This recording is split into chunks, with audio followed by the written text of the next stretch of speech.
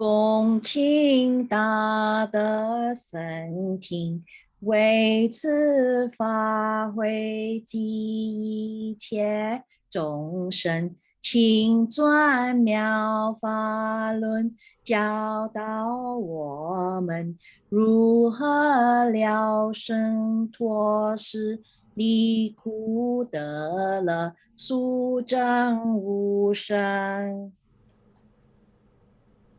Will the Sangha with great virtue, out of compassion for the sake of this assembly and all living beings, please turn the wonderful Dharma will to teach us how to leave suffering and attain bliss and end birth and death and quickly realize non-birth.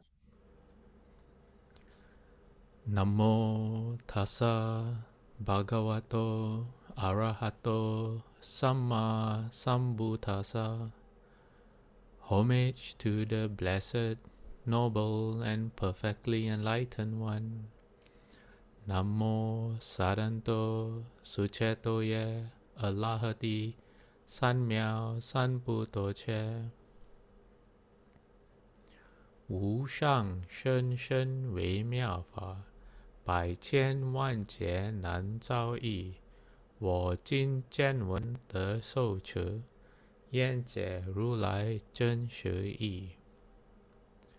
Supreme and wondrous Dharma, subtle and profound, rarely is encountered, even in a billion eons. But now we see and hear it, and accept it reverently. May we truly understand the Buddha's actual meaning. Buddhas, Bodhisattvas, Venerable Master, and all good knowing advisors, welcome back to class number, I believe this is class number 40 of our exploration of the Medicine Master Buddha Sutra. This week we are still on the topic of giving, and if you have questions why we are still on giving, it's because we haven't finished. We have gone through why we should be why we should practice generosity. We have gone through who we should practice generosity with or for, and then we have explored the benefits of giving, which is why, and also the benefits. If you give, you have wealth, and then you get the benefits from having wealth itself. This week we are going to look into how to give, behind what should be behind the giving, and why we are spending so much time on giving. Well, if you do not remember, giving is the foundation of all spiritual practice. If you look at Medicine Master Buddha's vows, all his vows all involve giving. And if you understand the importance of practicing giving and generosity, you will find that when it comes to the Pure Land practice, giving forms the whole foundation of your Pure Land practice as well. If you do not understand that and if you have questions, you can ask. But if you don't even know how to begin asking a question and you are practicing the Pure Land, then I suggest you really look at your Pure Land practice as well as what you understand about giving as well. I just realized that my sound setting was slightly different. Can someone respond if you can hear me? I just want to check my sound setting. Respond by saying something. Yes, we can hear you, Master. Yes, we can hear you. Is anyone saying something? Did someone say something? Yes, we can hear you, Faster. Oh, okay, hold on. Let me... Okay, can you say something again? The sound system is okay. All right. Okay, don't leave yet. Mr. Tan, can you continue? Say that again. The sound system is all right. No problem. Okay, all right, got it. Thank you so much. All right, let's recite Medicine Master Buddha's name 7 times, and then we'll get on with the lecture. Namo, quelling disasters, lengthening life, medicine master, Buddha. Namo, quelling disasters, lengthening life, medicine master, Buddha. Namo, quelling disasters, lengthening life, medicine master, Buddha. Namo, quelling disasters, lengthening life, medicine master, Buddha. Namo, quelling disasters, lengthening life, medicine master, Buddha. Namo, quelling disasters, lengthening life, medicine master, Buddha.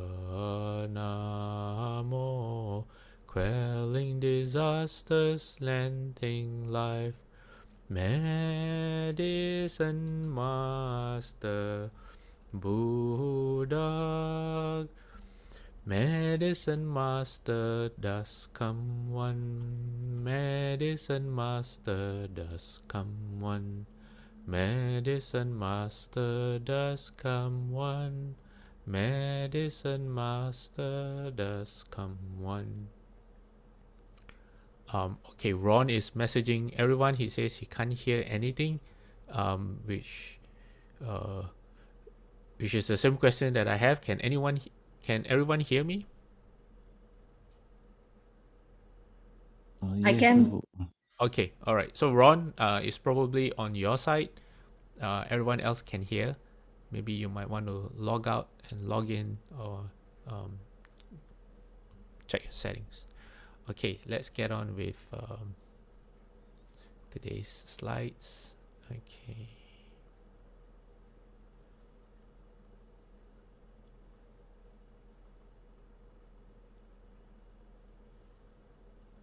Oops, sorry about that.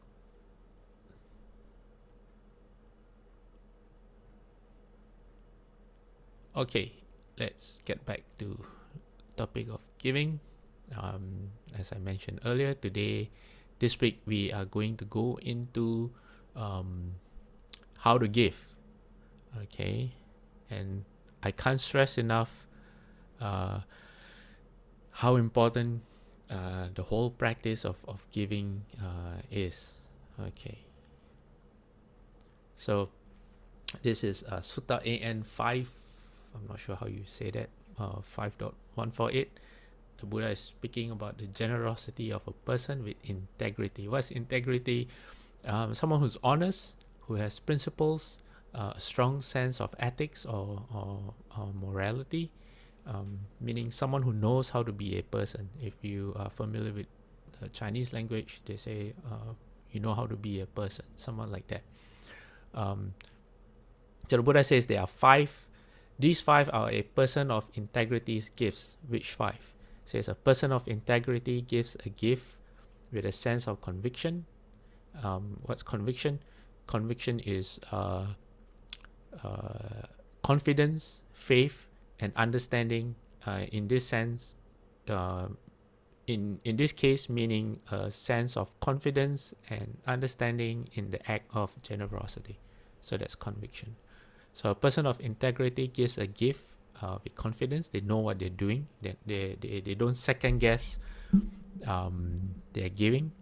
Yesterday we had a class called What Would Guanyin Do, and someone in the class said that they had an opportunity to give, and usually when they give, they have a lot of thoughts like, is this person who's asking me for money, should I give this person? Will they abuse whatever I give them, how much to give. But this person said she just decided to give and not think about it. So no second guessing. Yeah. So number 2, a person of integrity. Integrity gives a gift attentively. Number 3, gives a gift in season. Number 4, with an empathetic heart. And number 5, without adversely affecting himself or others. So what does all this mean?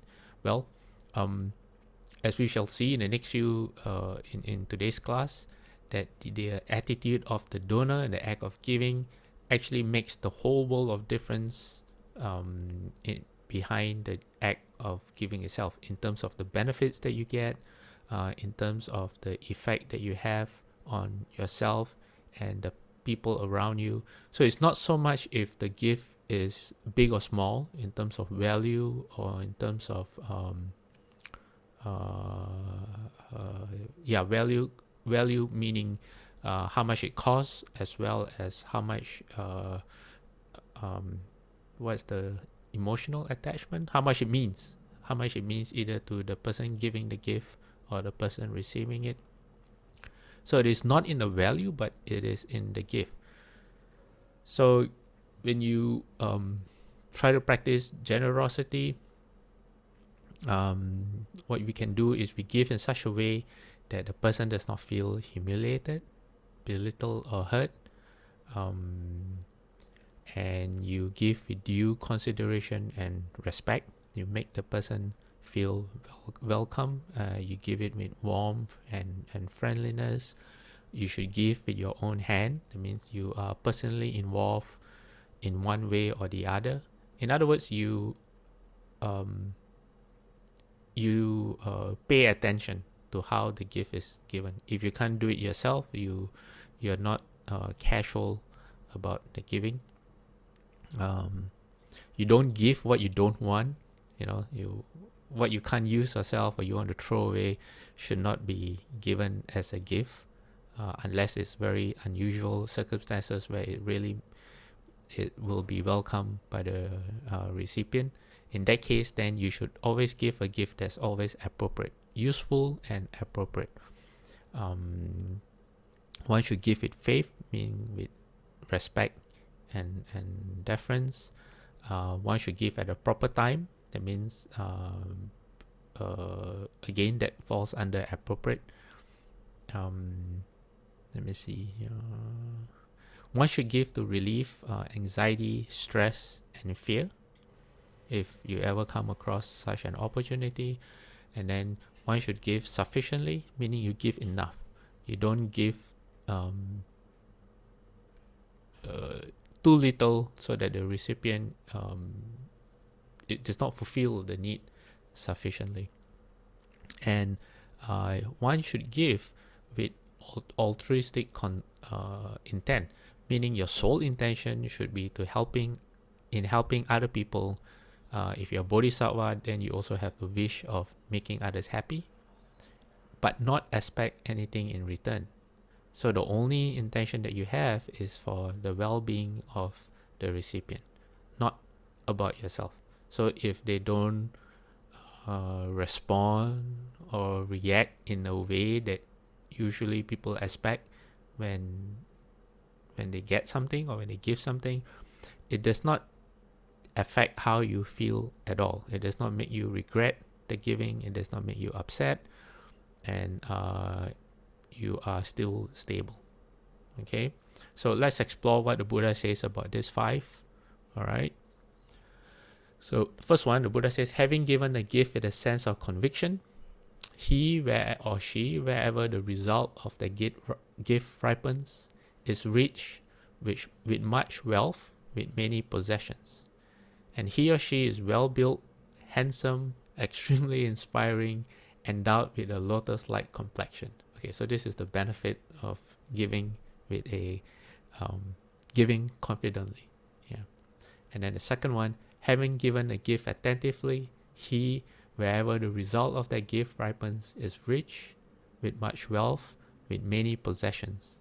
And his children or his family, and then slave servants would be, people you work with, co-workers, listen carefully to him, lend him their ears, and serve him with understanding hearts. Oh, isn't that nice?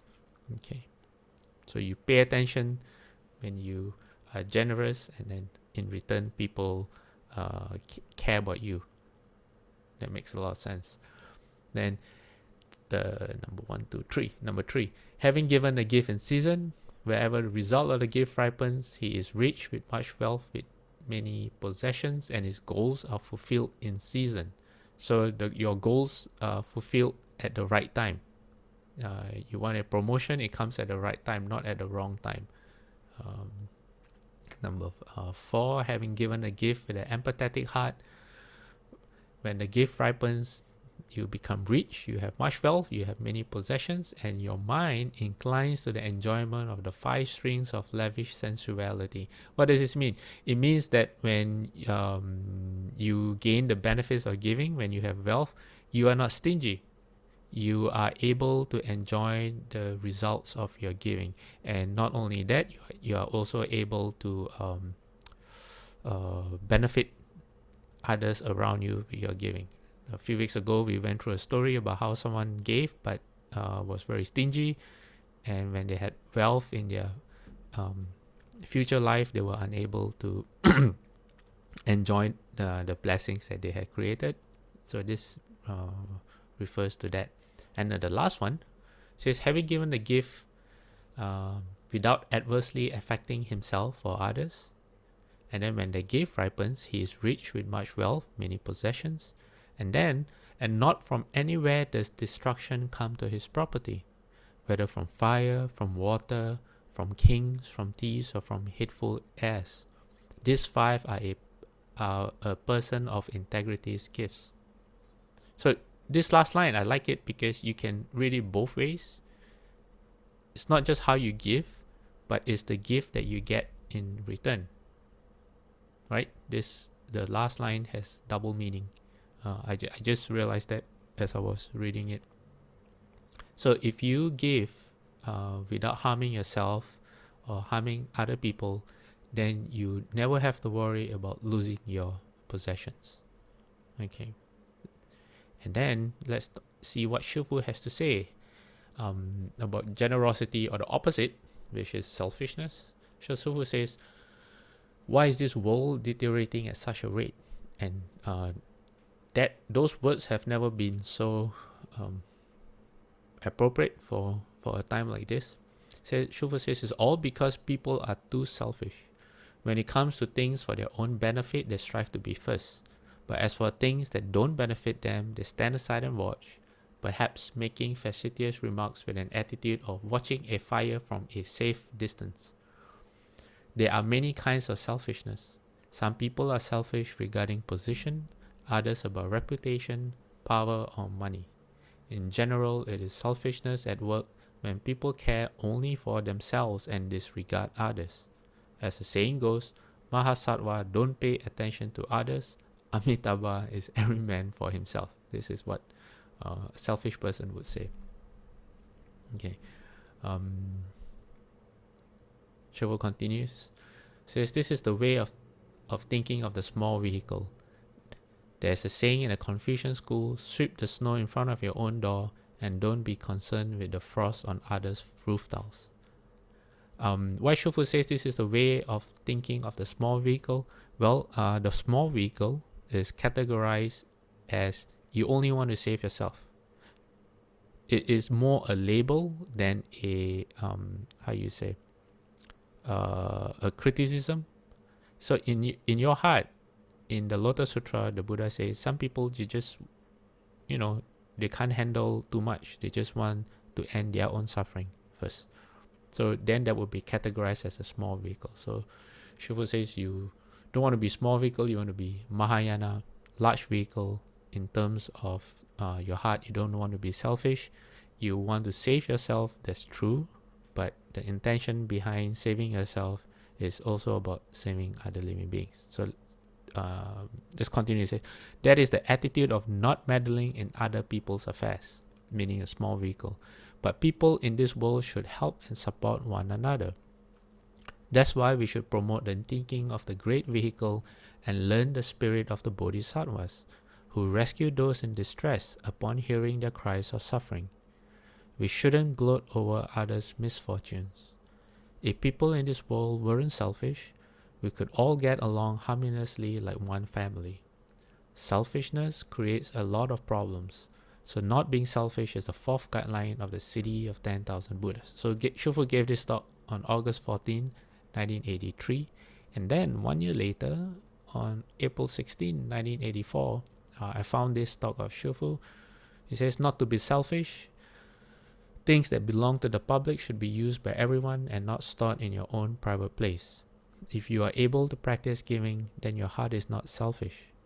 We ought to care for all elders as we would care for our own elders, and love all children as we would love our own children. This is an expression of unselfishness. So here Shufu is saying, if you are able to, and we've talked about this before, in your practice, you find the place where you are at your best naturally, those circumstances or people where it brings out the best in you. So in this case, Shofu uses the example of elders and your own children. And then you examine yourself and you see, why are you that way? Why are you at your best under those circumstances, but under different circumstances you're not? So you learn about what makes you be best and you apply that in different situations as well. So Shufu says you care for all elders as you would care for your own elder, and you love all children as you would love your own children. Okay. So moving on, here the Buddha is explaining about what the 6 factors of giving are. It says, and how is a donation endowed with 6 factors? Buddha says there is the case where there are the 3 factors of the donor, the 3 factors of the recipients. And what are the 3 factors of the donor? There is the case where the donor before giving is glad, while giving his or her mind is bright and clear, and after giving is gratified. So these are the 3 factors of the donor. So as you are doing any acts of generosity, you can check your mind. So before giving, are you glad? And then while giving, are you bright and clear, meaning you're not confused, you are not distracted, you're concentrated? And how do you feel after doing the act of giving? So this is for the person doing the act of generosity. Okay, how about the recipient? Okay, and which are the 3 factors of the recipients? It says there is a case where the recipients are free of passion or are practicing for the subduing of passion, free of aversion or practicing for the subduing of aversion, and free of delusion or practicing for the subduing of delusion. What are these 3? These 3 refers to, in the last class we had the Buddha said the 8, the one worthy of gifts, and the Buddha outlined the 8 different groups of people who are worthy of gifts. Then that were the 4 levels of sagehood or arhatship, and for each level there are people who have not achieved that level yet, but they are firmly on the path. So these 3 factors of the recipients covers that. Okay, just give me a moment here. Let me go back one slide.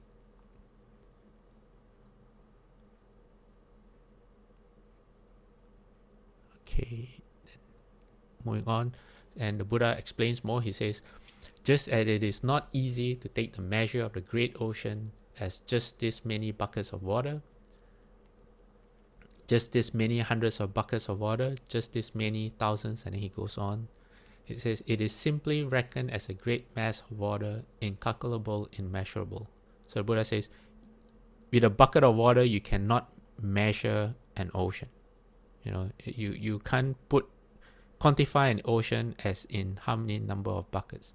Even if you could, it wouldn't make sense. You wouldn't understand it.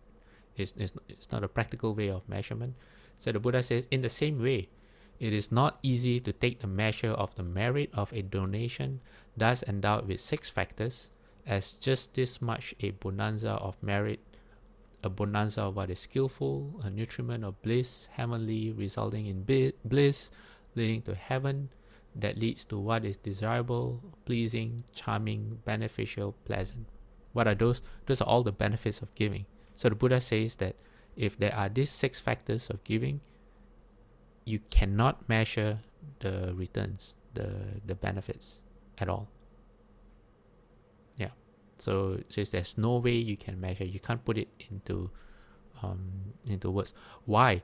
Well, because it's no longer physical. It goes into the realm of merit. Remember, we talked about the difference between blessings and merit. Okay, and in the next slide, we'll look at AN 749 about giving and generating merit. So this sutta is about Venerable Sariputta, together with the lay followers from Kampa, went to the Blessed One, and on arrival, having bowed down to him, sat to one side. As he was sitting there, he said to the Blessed One, might there be the case where a person gives a gift of a certain sort, and it does not bear great fruit or great benefit, whereas another person gives a gift of the same sort, and it bears great fruit and great benefit? Okay, you got the question? Alright, so the Buddha says, yes, Sariputra, there would. And Venerable Sariputra asks, why? Okay. The Buddha replies, says, Sariputra, there is the case where a person gives a gift seeking his own profit with a mind attached to the reward, seeking to store up for himself with the thought, I'll enjoy this after death. So he gives this gift, food, drink, clothing, a vehicle, a garland and perfume, ointment, bathing, shelter, and a lamp to a Brahman or a contemplative. What do you think, Shariputra? Might a person give such a gift as this? So this food, clothing, shelter, medicine are the 4 things that a monk or a nun needs to survive. These are our basic requisites, and this form, if you want to know what you can give to monastics, food, medicine, clothes, shelter. These are the basics. So the Buddha is saying, what do you think, Shariputra? Might a person give a gift such as this, where the intention behind the gift is for yourself? You give because you want to generate a better life for yourself, either in this life or the next life. And then the Buddha continues saying, having given this gift, seeking his own profit with a mind attached to the reward, seeking to store up for himself, I'll enjoy this after death. On the breakup of the body after death, he reappears in the company of the 4 great kings. Okay, so if you give with that kind of thought, there's nothing wrong with that kind of thought. And what happens is you get reborn in the heaven of the 4 great kings. Okay. And then Buddha continues saying, Shariputra, there is the case where a person gives a gift seeking his own profit with a mind attached to the reward, seeking etc. etc. Okay. And then it says, having given this gift seeking his own profit, I'm on the 2nd paragraph right now, with a mind attached to the reward, etc. etc. because it repeats itself. On the breakup of the body, after death, he reappears in the company of the 4 great kings. Then, having exhausted that action, that power, that status, that sovereignty, he is a returner coming back to this world. So you get reborn in the heaven of the 4 great kings. I think my slides I didn't do this particular slide properly. It's the same slide, right? Let me double check. Yeah, it's the same thing. You get reborn in the heaven of the 4 great kings, but then when your lifespan there ends, you come back into this world. Okay, now let's move on to someone who does the giving differently. So the Buddha says, then in contrast, there is the case of a person who gives a gift not seeking his own profit.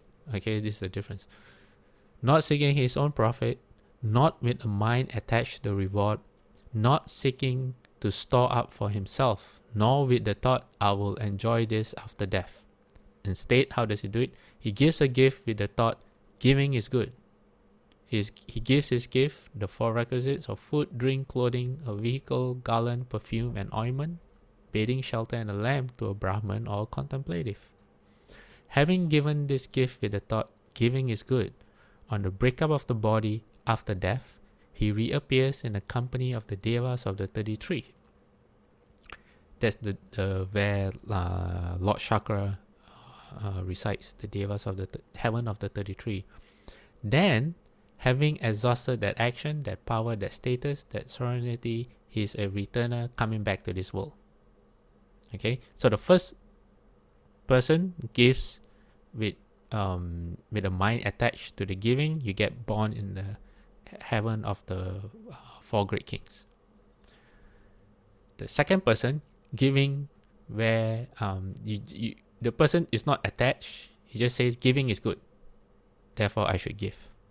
You get reborn in the heaven of the 33, but when your lifespan there ends, both of these two people, they still get reborn as a human, or they come back into this world. Okay. Then the Buddha says, then there's another person, instead of thinking giving is good, he gives with a gift with a thought, this was given in the past, done in the past by my father and grandfather. It would not be right for me to let this old family custom be discontinued. Okay. The Buddha says this person who gives out of tradition, out of custom, whether it's a belief that you see your father doing something good and that principle gets instilled in you, and you have a sense of duty out of carrying it, or it's a family tradition. He says you reappear in the company of the Devas of the hours, but same thing, when your lifespan ends, you come back into this world. Okay, so all these three people still return. Then the Buddha says some people, he says, or instead, some people give it a thought, I'm well off, and other people are not well off. It will not be right for me, being well off, not to give a gift to those who are not well off. So you feel socially responsible. You are blessed enough to be able to give, and you feel that you have a responsibility to people who have less than you. Okay, the Buddha says this kind of person will reappear in the heaven of the contented Devas, and then same thing, you still come back into this world. Okay, so far all these people are just doing regular kind of giving, and the Buddha says, okay, what the Buddha is trying to do is trying to cover the general ideas of people when they practice giving. So the next one is the Buddha talks about the sages of the past. He says someone who thinks about the great sacrifices of the sages of the past, and then he lists Ataka, Vamaka, Vamadeva, Vesamita, Kassapa, Bagu. These are actually Brahmin gods. Okay, and then in the same way, this will be my distribution of gifts. So this person wants to emulate the Brahmin sages, and then the Buddha says this person, upon his death, he reappears in the heaven of the Devas who delight in creation. But again, once the lifespan ends, you come back into this world. Okay, then the next classification is someone who thinks when this gift of mine is given, it makes the mind serene. Gratification and joy arise. So you give because you really enjoy the happiness and the calmness that giving gives. So you get reborn in the heavens, where the power over the creation of others. I think this is where Mara lives as well. But then you guess what? You still come back into this world. Okay, all right. Next one. The next classification. When this gift of mine is given, it makes the mind serene. Gratification and joy arise. He gives with the thought, this is an ornament for the mind, a support for the mind. He gives his gift, which can be food, drink, clothing, to a Brahman or contemplative. Okay, so this person is a bit special. He says He understands that giving comes and makes the mind really serene, and gratification and joy arise. What is this? This is a mind that looks towards practice. With a mind like that, if you recite the Buddha's name, if you sit in meditation, you understand immediately the role of giving. It forms the foundation and platform of your spiritual practice. Alright? So what happens when a person like this gives? Alright, so Buddha says, having given a gift, not seeking one's own profit, not with the mind attached to the reward, not seeking to store up for oneself.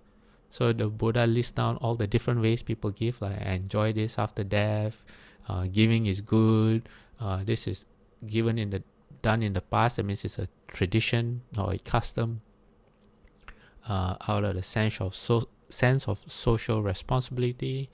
Okay, let's go on. The other reasons were wanting to emulate great sages of the past, and not with the thought, let me see, the last one I might have a typo. Okay, yeah, disregard the last sentence that you see on your screen right now. I'll revisit this sutta, and I'm not quite sure about this, but the Buddha says, a person who gives with this thought, this is an ornament for the mind, a support for the mind. That means you are doing it so that as a foundation for your spiritual practice. It says, on the breakup of the body after death, one reappears in the company of Brahma's retinue. Brahma's heaven is one of the highest heavens. Then, having exhausted that action, that power, that status, that sovereignty, one is a non-returner and does not come back to this world. So you do not get reborn in the human realm. And the Buddha says, this Sariputra is the cause, this is the reason why a person gives a gift of a certain sort and it does not bear great fruit or great benefit, whereas another person gives a gift of the same sort and it bears great fruit and great benefit. So the Buddha is saying, you have various kinds of people with various intentions behind the giving. The giving may be the same. You may give the exact same thing, but the understanding or the conviction behind the conviction and the intention behind the giving determines the rewards that you get from the giving. Okay, let me just go back to this one, the last one. Nor with the thought, when this gift of mine is given, it makes the mind serene, gratification and joy. Okay, I get it now. I was a bit confused. So even with this, you are the difference between this one, wanting a calm, serene mind and satisfaction and joy arise from the gift, and the next one, which is the one that makes all the difference, meaning at the person gives with an ornament for the mind, a support for the mind. The difference is in the practice. So in this one on your screen that you see, you give with the intention of the giving as a support for your practice. Whereas in the previous one, you give because you know that it calms the mind down, but you don't use it as a foundation for your practice. All right.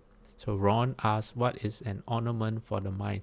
Ornament for the mind, okay, ornament for the body, you make yourself look good. Okay, you wear jewelry or you wear nice clothes, you are adorning yourself. Well, what makes up the mind? And what makes a nice, beautiful mind? You can look at it from that angle. Okay, and Ron is asking, why is this one efficacious? Well, support for the mind here, as how I would how I interpret it, I'm not sure if there's another way of understanding this, is that you give as a foundation for your practice. So this is someone who actually practices, and the giving is to enable the practice to go deeper. So there's a story that I did not prepare for everyone, but there is a princess, I believe she's a princess or the daughter of a very rich person during the Buddha's time. And she asked for permission from the Buddha that for every left home person, monk or nun, that came by that city that she was living in, she asked the Buddha for permission to be able to donate all these things for the monk and nun, food, clothing,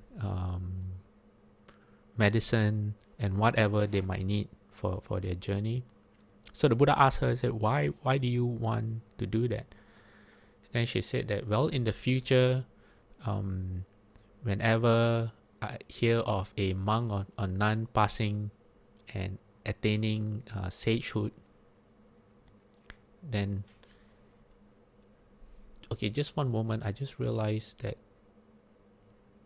what do you see on your screen right now? What? Okay, let me stop share and let me share again. Okay, I just want to make sure that I'm sharing the right screen that I have. Okay, all right, sorry about that. Okay, where was I? Yes, so she explained to the Buddha, she said that in the future, the reason why I want to be able to give is that in the future, whenever I have heard that a monk or nun has achieved the 4 stages of sagehood or arhatship, and then I will want to know if they have passed by this city or this town that I live in. And if they have, then I will be very glad to know that I was able to support them in their practice. And because I would be glad, that gladness would support my practice as well. So Buddha said, yes, very good, very good. That's a really good reason to want to give. And so the Buddha allowed her, gave his blessings to her to continue with her wish. Yeah. All right. If I can find that story, I can share it on the WhatsApp group. Okay. So next, what do we have? Okay, I have something called the Payasi Sutta to highlight how important the mind is behind the giving. It is so important that the giving, the thing that you give away doesn't even have to belong to you. Okay? If that doesn't make sense, say you're involved in some kind of charitable act, but the money that's being given away is not yours. Okay? You can still, the benefits of, how am I going to put this? The mindset that you have behind the giving is more important than owning than the gift, that whether the gift belongs to you or not. Okay, it will become more clear as we go through the story or the sutta. So this sutta is about Prince Payasi. Prince Payasi was an nihilist, meaning he thought that after you die, there is nothing anymore. Okay, once you die, that's it. There is just nothingness. But he listened to a monk called the Venerable Kumara Kassapa, and then he was converted and he started to practice generosity. Okay.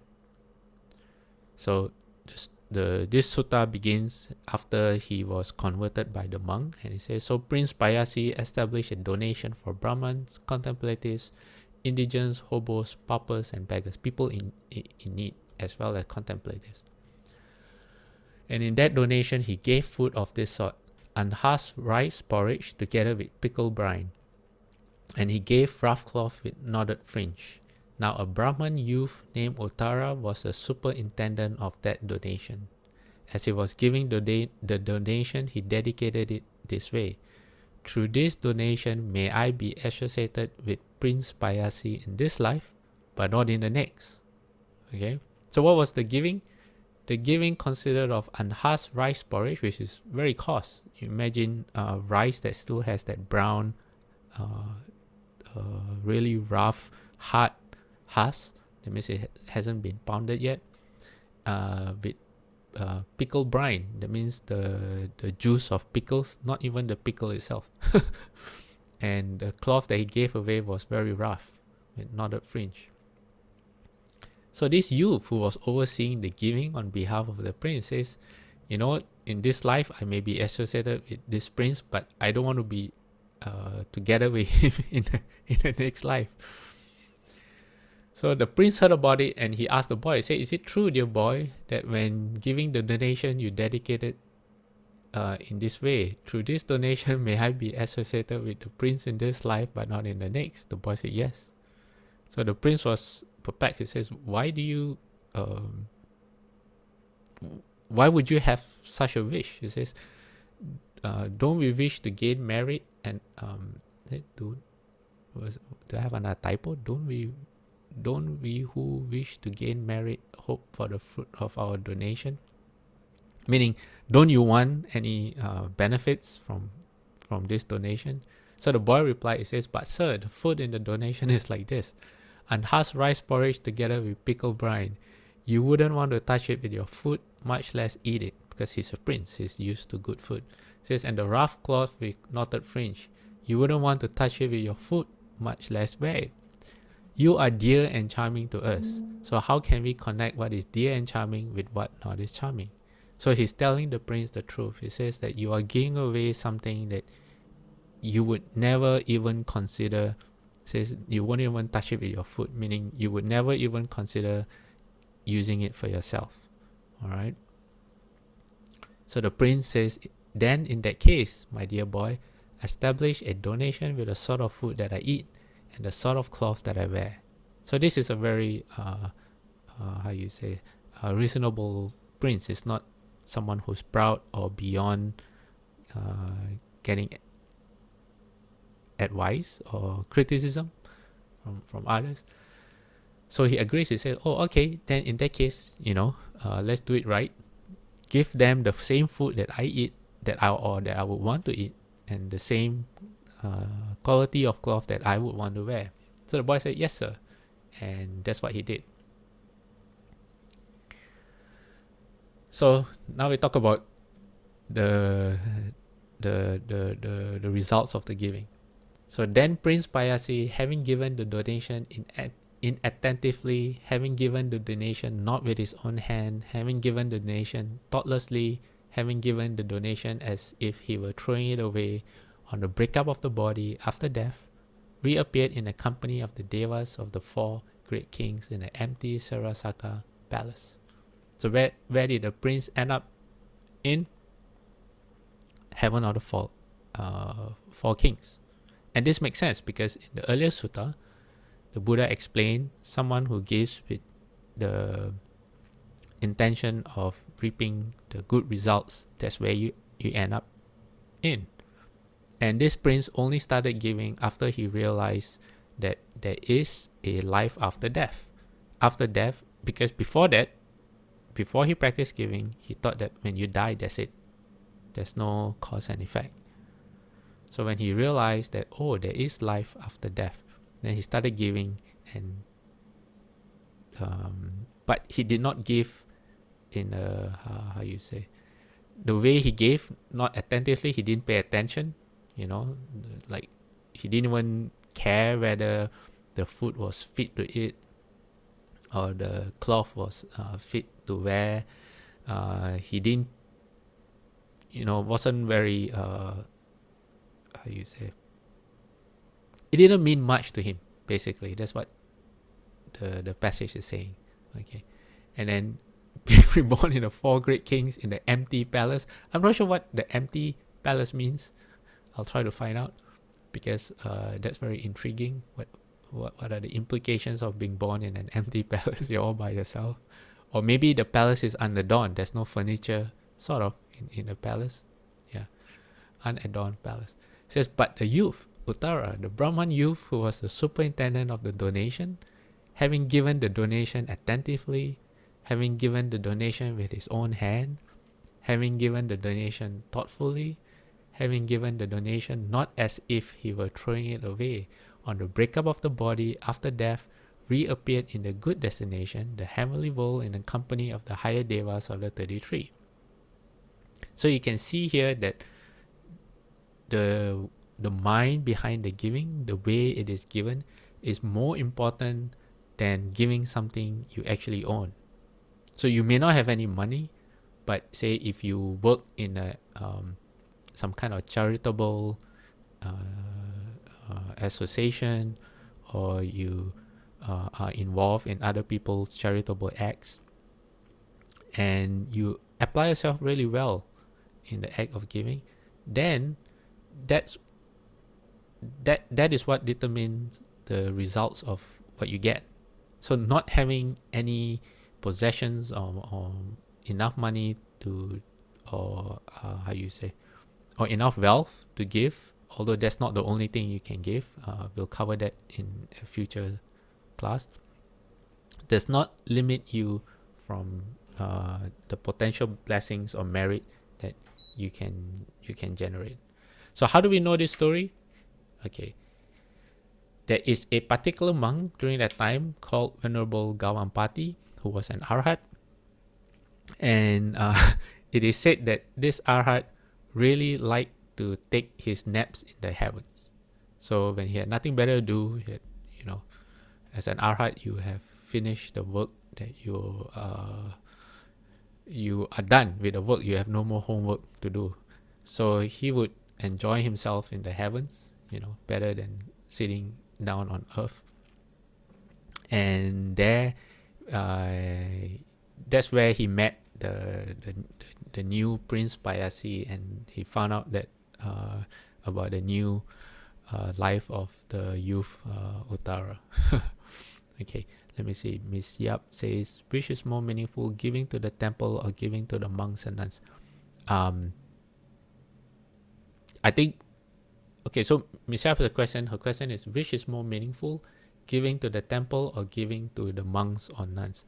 I think this is a question that you revisit once we finish our topic on giving, and you understand more about the mind behind the giving and all the various ways that you can give, timely give and all that.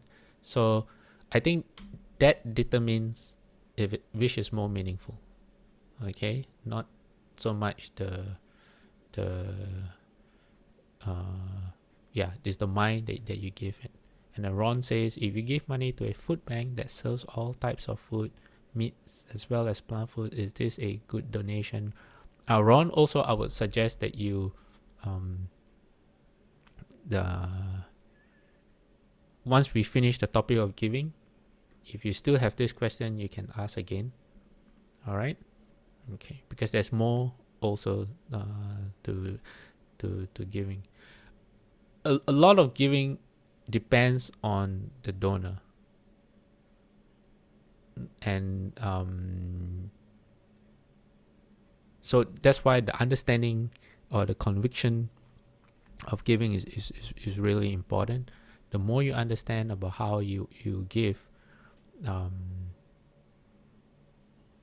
to put it, the less second guessing you have, the more confident you are, then and you are very clear about your intention of giving, then that's I would say that makes all the difference from what I understand myself.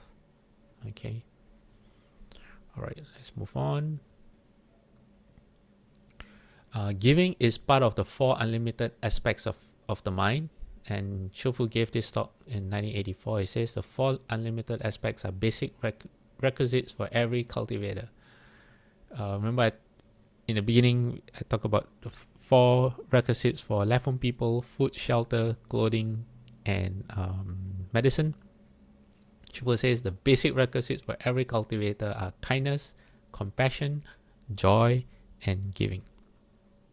Unlimited means having no limit. It means not giving up halfway and not setting a limit for oneself. One should not be satisfied with a small achievement and think it's enough. Okay, I just saw the time. It's 9:55. Let's finish this series of slides on what Shifu has to say. Shifu says, cultivators must develop the 4 unlimited aspects of mind. With these 4 unlimited aspects of mind, one will be able to teach and transform living beings, helping them to escape suffering and attain happiness. If a cultivator lacks these four unlimited aspects of mind, his practice will run counter to the way. Even if a cultivator for 80,000 great eons, he will still be 84,000 miles away from the Buddha's way. Okay, so what are the four again? All right. It says, this four, okay, is in the sentence. It says, Sufa says, actually one can never have enough of the qualities of kindness, compassion, joy, and giving. The more, the better. We should develop and expand them until we achieve their ultimate perfection. Okay, one more slide. It says, as for giving, she says, do we wish to give? He said, ask yourself, do we wish to give? If so, is our wish, great or small, temporary or permanent? Giving involves wanting to make living beings happy, to elevate their suffering, and to help those in need.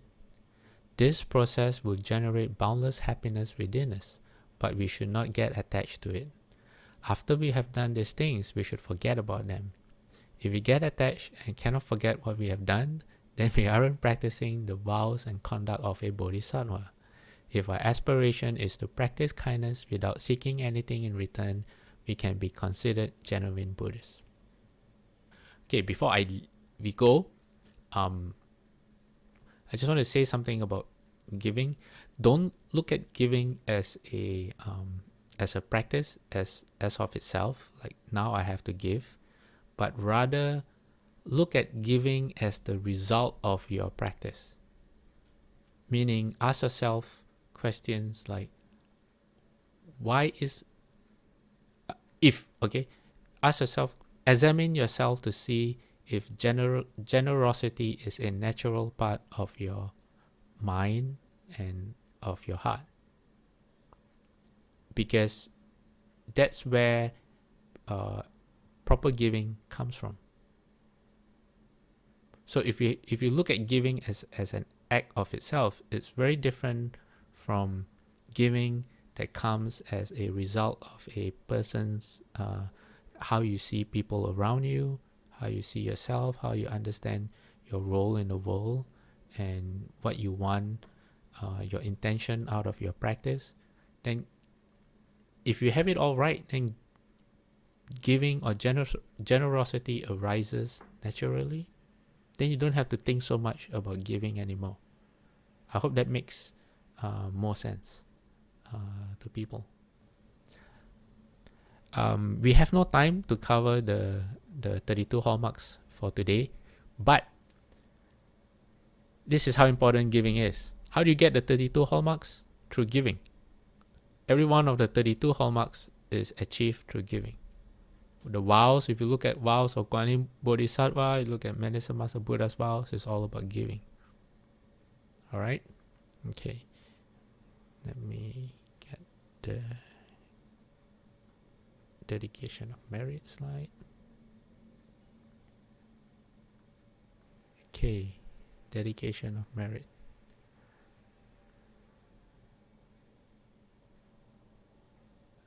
Okay, RC says, Escondido has a Thai temple during Luna July or something. They have monks accepting offerings. Okay, yeah, thank you.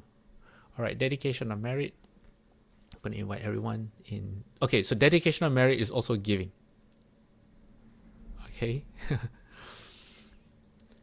May every living being, our minds as one and radiant with light, share the fruits of peace with hearts of goodness, luminous and bright. If people hear and see, our hands and hearts can find in giving unity. May our minds awake to great compassion, wisdom, and to joy. May kindness find reward. May all who sorrow leave their grief and pain. May this boundless light dispel the darkness of their endless night. Because our hearts are one, this world of pain turns into paradise. May all become compassionate and wise. May all become compassionate and wise. Let's do 3 bows to the Buddha.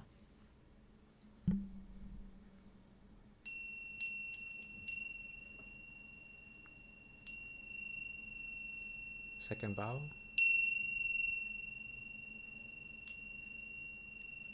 Third bow. Half bow. Bowing respect to the Venerable Master.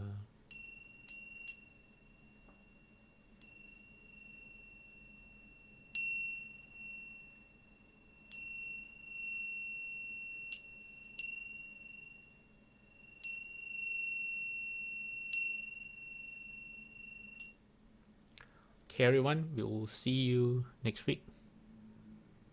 And if you have any stories about bowing, you have any stories or experiences about giving or generosity and you want to share, please do so. Okay. Amitabha. Bye bye.